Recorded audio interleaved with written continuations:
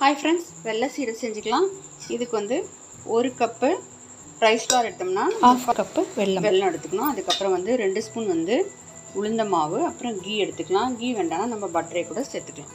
2 spoon வந்து உளுந்த மாவு சேர்த்துக்கலாம். இது வந்து வீட்டிலேயே அரைச்சது.